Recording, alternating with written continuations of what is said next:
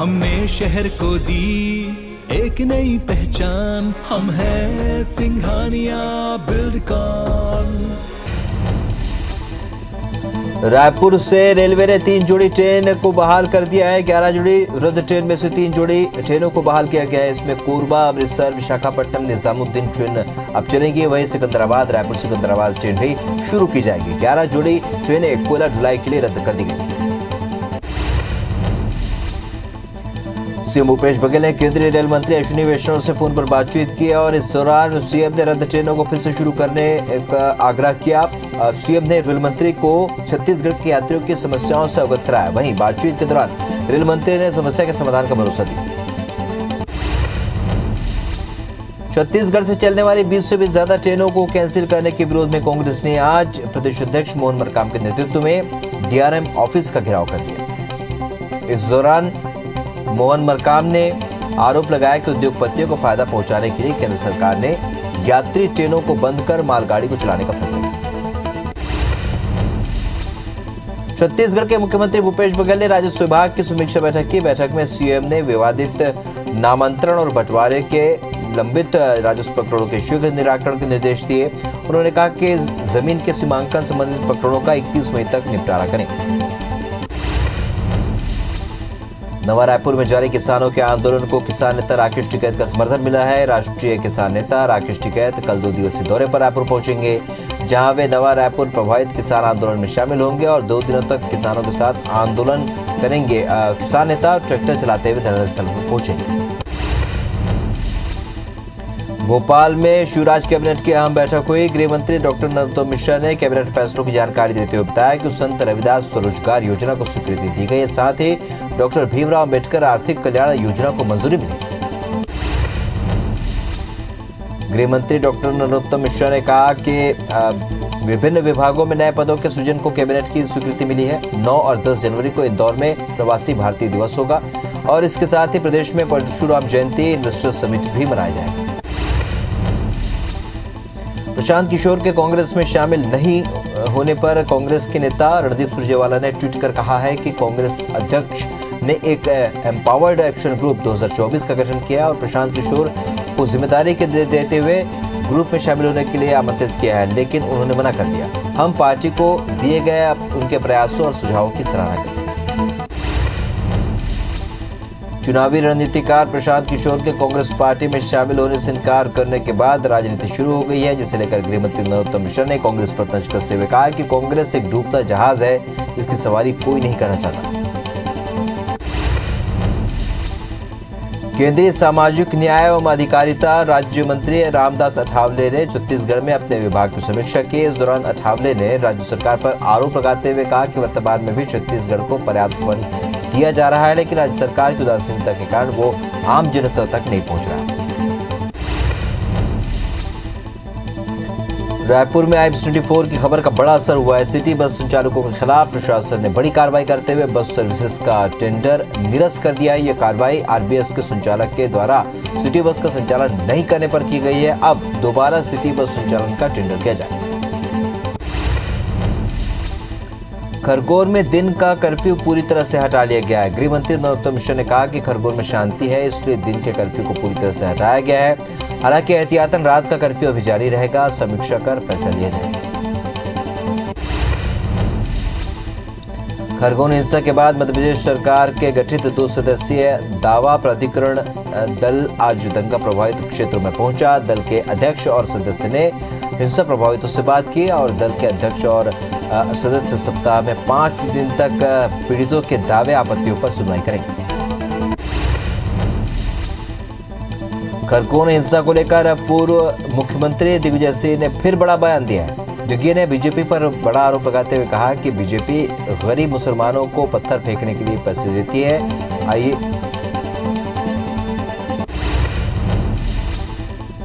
Madhya Pradesh BJP प्रदेश अध्यक्ष we D Sharma ने नेता प्रतिपक्ष कमलनाथ के खिलाफ विधानसभा अध्यक्ष को पत्र लिखा। उन्होंने पत्र के जरिए कमलनाथ के खिलाफ कार्रवाई की मांग की। साथ ही कमलनाथ पर विधानसभा के लिए असंसदीय भाषा का इस्तेमाल करने का आरोप लगाया।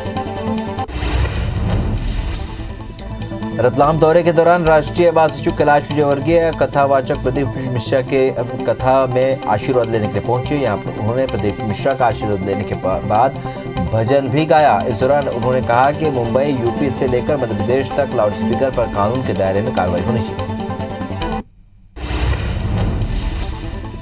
इन दिनों देश में धर्म को लेकर सियासत तेज हो गई है। इस बीच बिलासपुर पहुंचे कथावाचक चिन्मयानंद बापू ने लाउडस्पीकर में हनुमान चालीसा बजाने के विवाद पर कहा कि सभी धर्मों को समान रूप से आदर देना चाहिए। हम मस्जिद में अजान सुनने पर बाध्य हो रहे हैं तो हमारी हनुमान चालीसा भी सुननी चाहिए या फिर सभी जगहों से लाउडस्पीकर हटाना चाहिए।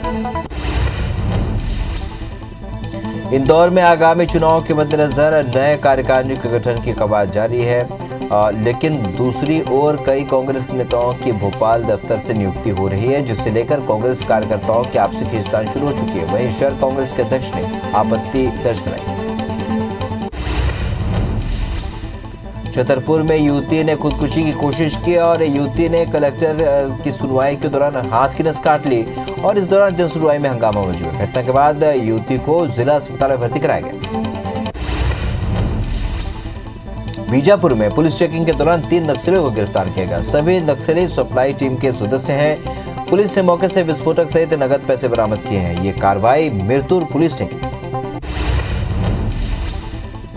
पन्ना के नेशनल हाईवे नंबर 39 में भैरव टेक के पास ब्रेक फेल होने के चलते एक डीजल टैंक घाटी से टकरा गई और टक्कर के बाद आसपास के सैकड़ों लोग डिब्बे और कैन लेकर डीजल लूटते हुए नजर आए। लोग मोटरसाइकिल से डिब्बों में डीजल ले जाने लगे। हालांकि घटना में अभी किसी के हताहत होने की जानकारी नहीं है। केशकाल में बोरगांव तालाब के पास बीती रात बेकाबू बस ने स्कूटर सवार 2 युवकों को रौंद दिया, जिसके कारण स्कूटी में सवार 2 युवकों की मौत हो गई। फिलहाल केशकाल पुलिस अज्ञात बस चालक के खिलाफ केस दर्ज कर जांच में जुट गई है। वहीं दोनों के शव का पोस्टमार्टम करवाकर परिजनों को सौंप दिया। रायसेन से एक दिल दहला देने वाली घटना सामने आई, जहां पर एक ही परिवार के 3 लोगों की मौत हो गई। 2 की जहर खाने से और एक की फांसी लगाने से मौत हुई है। वहीं दंपति के एक बेटे की हालत गंभीर है, जिन्हें इलाज के लिए अस्पताल में रेफर कर दिया गया है और घटना की सूचना मिलने पर पुलिस की टीम जांच में जुटी। महासमुंद के रहने वाले एक युवक ने स्थानीय विधायक और कलेक्टर को अपने सुसाइड की बात कहते हुए पत्र लिखा और युवक ने आरोप लगाया कि चयनित होने के बाद भी उसकी पदस्थापना नहीं की, भर्ती प्रक्रिया रद्द कर दी गई। तो वहीं कलेक्टर ने मामले में नियमानुसार कार्रवाई की बात कही। बलौदाबाजार की भाटापारा ग्रामीण पुलिस की टीम ने सनशाइन इंफ्राबिल्ड कंपनी चिटफंड के डायरेक्टर संजीव सिंह बघेल को गिरफ्तार किया। आरोपी के खिलाफ जिलों के 11 थानों में मामले दर्ज हुए और पूरे जिले में चिटफंड कंपनी से पैसा वापसी के लिए 5,000 से भी ज्यादा आवेदन आए थे। आरोपी से करीब 13 करोड़ रुपए वसूल किए जाए। इंदौर के बड़नगर विधानसभा से कांग्रेस के विधायक मुरली मोरवाल के बेटे करण मोरवाल को पुलिस ने गिरफ्तार कर लिया है। कोर्ट के निर्देश पर इंदौर के MG रोड थाने में करण मोरवाल के खिलाफ कूट रचित दस्तावेज का केस दर्ज हुआ था, जिसके बाद आज पुलिस आरोपी करण मोरवाल को गिरफ्तार कर कोर्ट में पेश किया। विदिशा में गंज बासौदा के एक प्रतिष्ठित व्यापारी मनीष चौरसिया के आत्महत्या के मामले में पुलिस ने उसकी पत्नी को गिरफ्तार किया है, जबकि सुसाइड नोट में जिन नामों का जिक्र था वो अभी फरार है। वही मामले में शहर के व्यापार जगत के लोगों ने SDOP से मुलाकात कर बताया कि आरोपी खुलेआम घूम रहे हैं, लेकिन पुलिस कार्रवाई नहीं कर रही। छतरपुर के पीपड़ थाना क्षेत्र में लग्जरी कार से चोरी करने के लिए पहुंचे चोर रंगे हाथों ग्रामीणों के हत्थे चढ़ गए। ग्रामीणों ने चोरों की जमकर पिटाई कर दी और फिर रस्सी से बांधकर पुलिस को सूचना दी। घटना के बाद मौके पर पहुंची पुलिस चारों चोरों को गिरफ्तार कर लिया। बड़वानी में अवैध जुआ खिलाने के मामले में पुलिस को बड़ी सफलता मिली है। सिधवा के चारण मोहल्ले के पास स्थित भाजपा पार्षद इमरान खत्री के बाड़े से जुआ खेलते हुए पुलिस ने 32 लोगों को हिरासत में लिया। आरोपी के पास से 9 लाख नगद और 30 मोबाइल के अलावा 4 कार और 5 बाइक जब्त की। गुना में मंडी व्यापारी एक का करीब 300 क्विंटल चना ट्रक से दिल्ली भेजने के दौरान गायब चने की कीमत करीब 15 लाख रुपए बताई जा रही है और मामले में व्यापारी ने ट्रक ड्राइवर के खिलाफ FIR दर्ज कराई। वहीं गुना के कैंट थाना पुलिस जांच में जुटी। अवनपुर के सारखी में नहर में डूबे एक व्यक्ति की लाश करीब 20 घंटे के बाद बरामद की गई। मृतक खाजा वाली आंध्र प्रदेश के कृष्णावली जिले का रहने वाला है। वहीं सोमवार को सारखी नहर में नहाने गया था और इस दौरान वो डूब गया था। एफआईआर दर्ज कर पुलिस जांच में जुटी। उज्जैन चिमनगंज कृषि उपज मंडी में मामूली विवाद, सुरक्षा गार्ड में किसान पर गोली चला दिया और वहीं घटना के बाद गुस्साए किसानों ने चक्काजाम कर दिया। गनीमत रही कि गोली किसान राकेश के हाथ को छूते हुए निकल गई, जिससे किसान को मामूली चोट आई।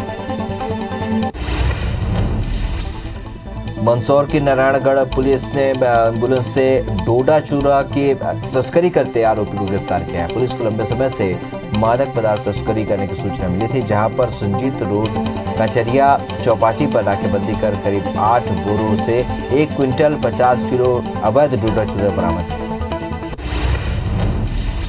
बलौदाबाजार जिले के सिमगा में पुलिस ने गांजे के साथ आरोपी को गिरफ्तार किया है। मुखबिर की सूचना पर पुलिस रायल ढाबा के पास नाकेबंदी कर क्रेटा कार से 2 क्विंटल गांजा बरामद किया। जब्त गांजे की कीमत 16 लाख रुपए बताई जा रही है। जबलपुर के बघराजी बस्ती में खाने की बात को लेकर देवर ने भाभी की लात घूंसों से मार कर हत्या कर दी और 10 वर्ष पहले मृतका के पति की मौत हो जाने के बाद से ही देवर उसे अपनी पत्नी बनाकर रखे हुआ था और बीते कई दिनों से दोनों के बीच विवाद होता था। वहीं घटना के बाद पुलिस ने आरोपी को गिरफ्तार किया।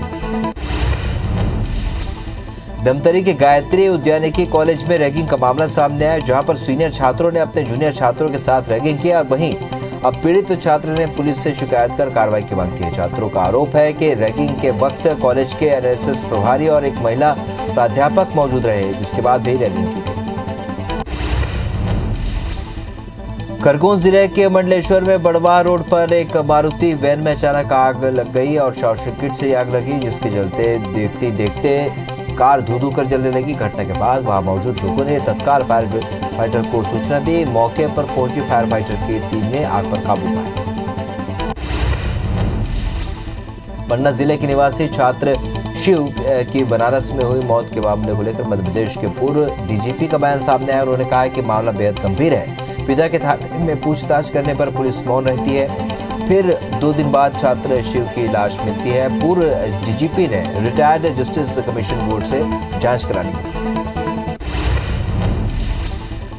छतरपुर के रिहायशी इलाके में तेंदुए की दस्तक से ग्रामीणों में हड़कंप मचा हुआ है। ग्रामीणों ने बताया कि भगवा थाना इलाके के ओबरी गांव में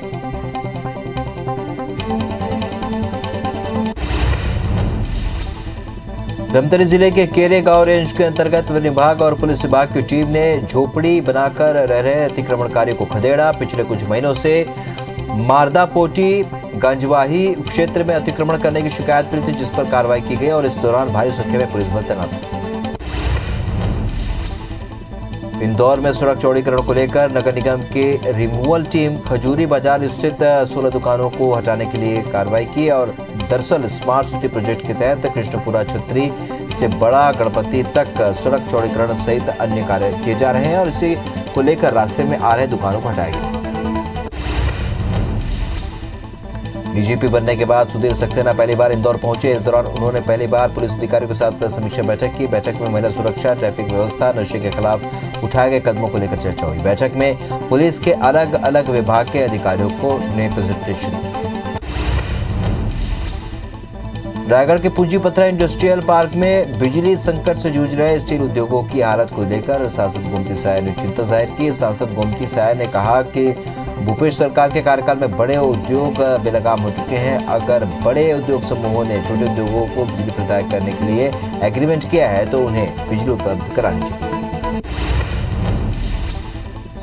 ग्वालियर में 55 साल की बुजुर्ग महिला अपने आप को जिंदा साबित करने के लिए शासकीय दफ्तरों के चक्कर काट रही है। बुजुर्ग महिला के देवर ने अपने साथियों के साथ मिलकर उसका फर्जी मृत्यु प्रमाण पत्र बनवा लिया।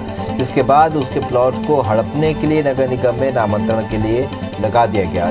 जब महिला नगर निगम में पहुंची तो इस बात का खुलासा हुआ।